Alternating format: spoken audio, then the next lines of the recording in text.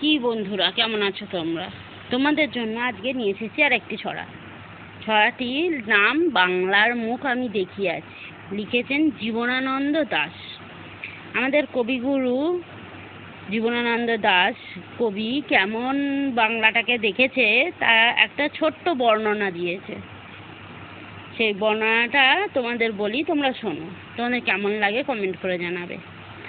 বাংলার মুখ আমি দেখিয়াছি, তাই আমি পৃথিবীর রূপ খুঁজিতে যাই নাই আর। অন্ধকারে জেগে উঠে ডুমুরের গাছে চেয়ে দেখি ছাতার মতো বড় পাতাটির নিচে বসে আছে ভোরের দোয়েল।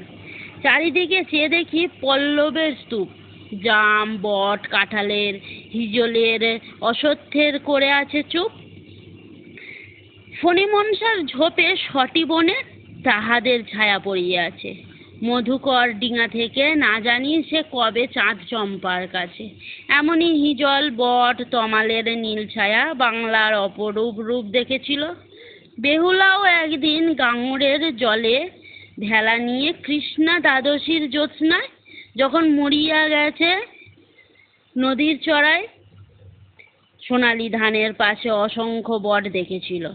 হায় শ্যামার নরম গান শুনেছিল একদিন অমরায় গিয়ে ছিন্ন খঞ্জনার মতো যখন সে নেচেছিল ইন্দ্রের সভায়। বাংলার নদী, মাঠ, ঘাট, ফুল, ডুমুরের ঘুঙুরের মতো কেঁদেছিল তার পায়ে।